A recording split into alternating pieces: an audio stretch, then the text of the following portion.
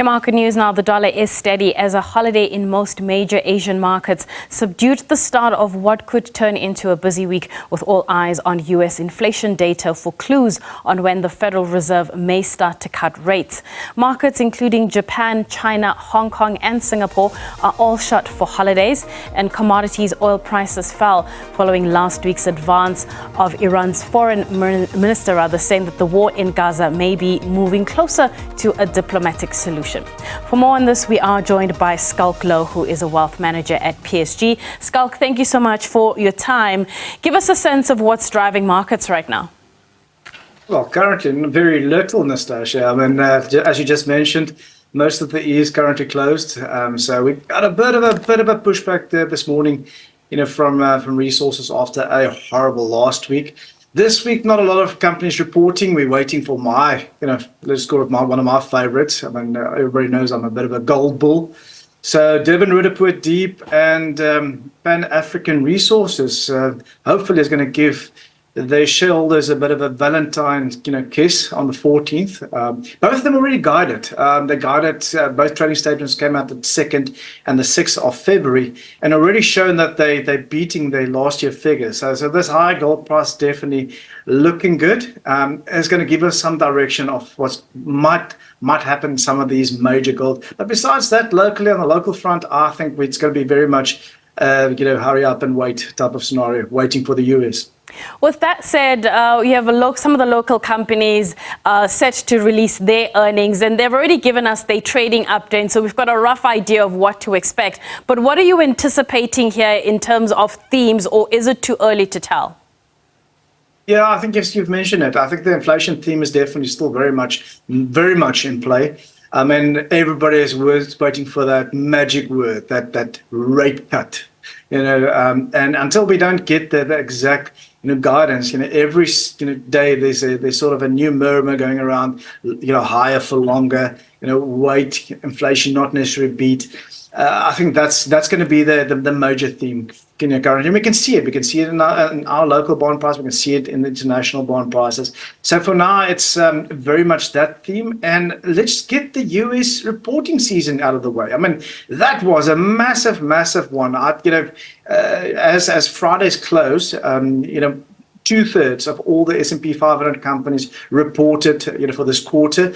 And man, we need to give them an A+, because 81% of all companies that reported beat expectation, and not just beat expectation, handsomely beat expectation, with the biggest emphasis currently on these tech companies. Tech companies definitely being the blue-eye boys out there.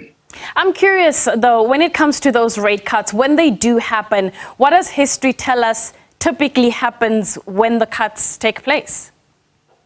Very interesting question, Nastasia. I mean, there's two things. The first thing is when the Fed decide to pivot. Now, that's usually the period, more or less, I would take that as November last year, where typically the Fed will say, that's it, we've now stopped. We're not planning to increase rates further. We can't tell you exactly when we're going to start the rate cut, but this is that sort of in limbo period. Now, historically, and when I say historically, over the past 50 years, every single time that happened, we saw a major bull run in the S&P 500. You see the similarities, Nastasia? We're seeing it again. S&P 500, not just surpassing that 5,000 point mark, but making new highs every day. But here's a little bit of a word of caution. The big word of caution is when the Fed actually started to decrease rates every single time over the same 50-year period, we've seen some of the most, or they call it the major declines in the S&P 500. And it's quite self-explanatory, because remember, when we start seeing rate cuts, usually something triggers that rate cuts. That, let's call it, either unemployment starts becoming a bit of a worry, or you'll see a slowdown in the economy. And that usually triggers the Fed to start cutting rates. Now, for that following quarter or 2 quarters, usually the news is not good, which has got a bad effect on the S&P 500. So let's enjoy this bull run as it currently stands, because this is nothing new. This is just playing out exactly how it's done in the history, be very, very careful. Markets are not cheap. And when I say markets, I'm talking about the S&P 500. If you take the Magnificent Seven out of the picture, how attractive is the US market? Still not good. So let's look at that, Nastasia. I mean, when we look at the forward P on the S&P 500, that is currently trading at multiples last seen just before the big correction in 2022, and also very, very extended levels. But let's discuss that, because that's a you mentioned the Magnificent Seven. Here's an interesting factoid. Currently, the Magnificent Seven makes up 29% of the total weight of the total S&P 500. That's massive. That's nearly a third of the index, made up only of 7 shares. But when you look at these Magnificent Sevens, they are actually currently trading at a PE ratio of 30 times, with the remaining 493 companies trading at an average PE of 18 times. So, I mean, just to show you how extended these Magnificent, and why is it important? History. If history do repeat itself, we had a similar effect with the tech bubble in 2000, where Microsoft, Cisco, General Electric, it was Intel, and Exxon made up 19 or 18% of the total index S&P 500 back then. Everybody expected them to grow their compounded rate for the next few years by 16%.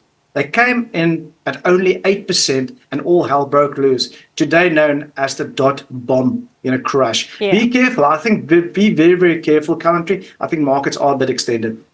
Skalk, let's leave it there. I would have loved to include a conversation around China, but we will save it for another time. That is Skalk Low, who's a wealth manager at PSG. Tomorrow, we are looking out for US CPI data. For headline, we're expecting it to cool to 2.9%, annual core to 3.7%, which will be the lowest since May 2021.